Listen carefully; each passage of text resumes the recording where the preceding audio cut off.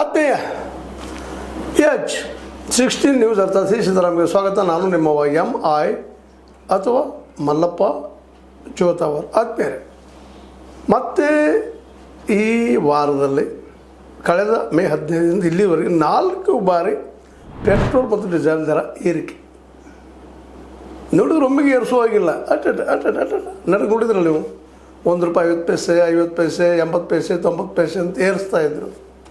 ಇಳಿಸೋ ಮುಂದೆ ಮಾತ್ರ ಒಮ್ಮೆ ₹1 ಇಳಿಸಿಬಿಡುವಂಥದ್ದು. ಈಗ ಮತ್ತೆ ಅದೇ ಚಾಲಿ.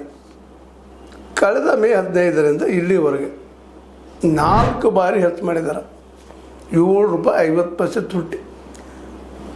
ಇದು ಮಾರ್ಕೆಟ್ ರೇಟ್ ಮೇಲೆ ಡಿವೈಡ್ ಆಗುವಂಥ ಡಿಫೆಂಡ್ ಆಗಿರುವಂಥದ್ದು ಅಂತ ಹೇಳುವಂಥ ಮಾತುಗಳು ಸರ್ಕಾರ ಹೇಳ್ತಾ ಇದ್ದಾವೆ. ನಮ್ದು ಏನೂ ಇಲ್ಲರಿ ಇಲ್ಲಿ ಹಸ್ತಕ್ಷೇಪ. ಅಂತಾರಾಷ್ಟ್ರೀಯ ಮಾರ್ಕೆಟ್ನಲ್ಲಿ ಹೆಚ್ಚಾದರೆ ಇಲ್ಲಿ ಹೆಚ್ಚಾಗ್ತದೆ ಅಂತೇಳಿ.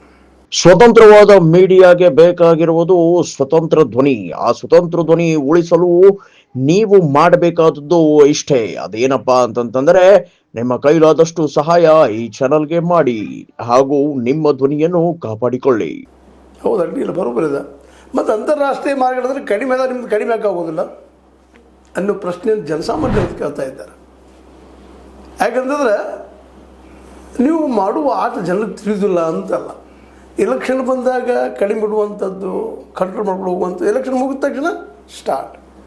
ಏನು ಆಶ್ವಾಸನೆ ಎಲೆಕ್ಷನ್ ಸಂದರ್ಭದಲ್ಲೇ ಆಶ್ವಾಸನೆಗಳ ಮೇಲೆ ಆಶ್ವಾಸನೆ, ಆಶ್ವಾಸನೆಗಳ ಮೇಲೆ ಆಶ್ವಾಸನೆ. ಇನ್ನೇನಪ್ಪ ನಮ್ಮ ಕೈಯಲ್ಲಿ ಸ್ವರ್ಗನ ತಂದು ಇರ್ತಾರಲ್ಲ ಅಂತ ಆಶ್ವಾಸನೆಗಳು.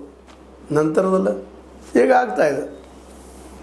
ಮತ್ತು ಇನ್ನು ಎಲೆಕ್ಷನ್ ಬರುವವರೆಗೆ ಇದು ಏರುವುದೇನೋ ಅಂತೇಳಿ ಜನ ಕೇಳ್ತಾ ಇದ್ದಾರೆ.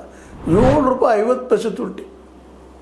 ಕೆಲವು ಕಡೆ 111, 110, ಮುಂದೆ 108, ಡೀಸೆಲ್ ಸಹಿತ 100 ದಾಟಿದ. ಮತ್ತು ಬದುಕುವುದು ಹೆಂಗೆ ಅಂತಿಲ್ಲ. ಕೇಳಿದ ತಕ್ಷಣ ಇಲ್ಲ ರೀ, ನಮ್ಮ ಎಲ್ಲ ಕಂಪ್ನಿಗಳಿಗೆ ಲಾಸ್ ಅದ, ದಿನ ₹1,000 ಕೋಟಿ ಲಾಸ್ ಅದ ಅಂತ. ಇತ್ತೀಚಿನ ವರದಿಗಳ ಪ್ರಕಾರ ಜನವರಿ, ಫೆಬ್ರವರಿ, ಮಾರ್ಚ್ ಈ 3 ತಿಂಗಳಲ್ಲೇ ಈ ಕಂಪನಿಗಳಿಗೆ ಒಂದು